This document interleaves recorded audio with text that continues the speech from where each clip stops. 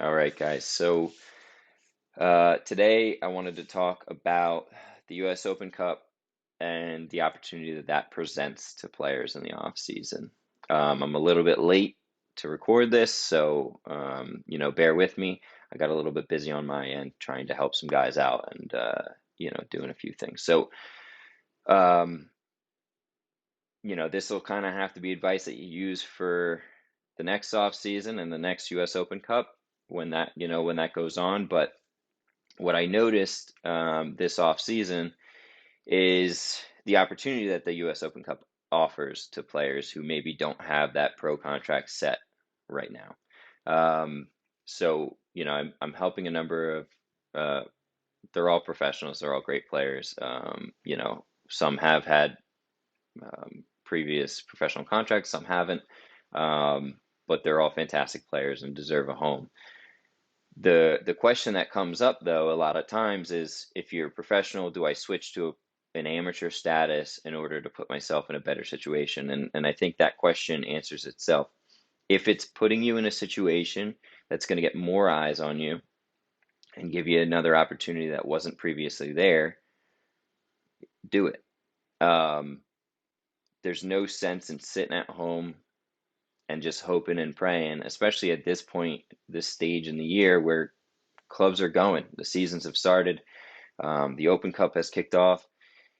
Um, but what myself and some players that I was working with realized is, there was an opportunity with the U.S. Open Cup that presented itself where there's a number of amateur sides who got good draws, were playing professional sides, and these amateur sides they want a real game. They want to win these games. It brings them notoriety. It brings them potentially some financial means. And they're gung ho about winning and doing something and setting themselves aside from the rest of the amateur clubs out there. There's a number of great examples. Um, you know, Ocean City's done it in the past. We had a few guys go there. Jacksonville Armada obviously used to be a fully professional club. They're now an amateur status. Chicago House, the same thing, was a professional club, is now an amateur side, and they've done a fantastic job with what the where they're at right now. Matt Poland is running that club out there, and he's done a fantastic job with them. They've had a ton of movement in the off season with players. If that opportunity arises, don't be so set with your ego that you can't drop to an amateur status in order to get yourself back into a professional contract. And this is something that, guys asked me in the offseason, and I just said, listen, for me, I think any opportunity is an opportunity. And especially with lower league soccer, you have to keep playing, you have to keep sharp, and you have to keep people who are looking, scouts and coaches and whatever else, you have to make them aware that you're still looking to play. Um, like I just finished playing, and I don't think anybody knows or cares, and that's totally fine. But like, if I had the desire to keep playing, I would have to make people aware that that was what I was trying to do. And the only way to do that is to be fit, to be sharp, and to be playing games, and at least to be involved in some level. And the U.S. Open Cup does a fantastic job of providing those opportunities for guys who are out of contract or looking for a contract. Um, whether it's you're looking for your first contract or your 10th contract, it's an opportunity to put yourself in a situation to play a strong side. Do your due diligence. Find a club that is playing a USL Championship side, a club that is playing an ESA side if that's the league you want to go into. That's playing a USL League One side if that's where you're trying to go.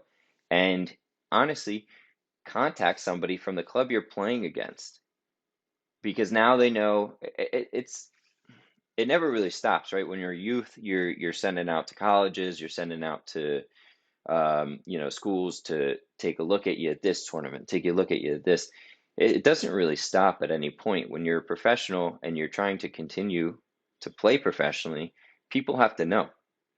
You have to do your homework, you have to reach out places, and you have to make sure that people are aware of what you're doing. Um, so the old saying, the squeaky wheel gets the oil. It's the truth though. You have to be out there. You have to be willing to put yourself in situations that are difficult, because playing lower league soccer is difficult. It's a hard thing to continue, especially based around financial means. And but the truth is, the guys that continue to put themselves in different situations and get themselves in front of as many people as possible are normally the guys that have the longest careers. Um, so, like I said, if it's this year, you had the opportunity to switch your status to amateur in order to get yourself some more eyes and get yourself hopefully back to a professional status, do it. If it's next year that off season doesn't go well for you, and then you're the guy in that situation, then do it. Um, more games, more film. Everybody has Y Scout now. They can check your stuff out there. Everything's uploaded there. Even if there's not a stream of the game, most of the time games like of that level will be recorded and they'll be put somewhere. They're archived somewhere. So there's a lot more film on you than I think you anticipate there being.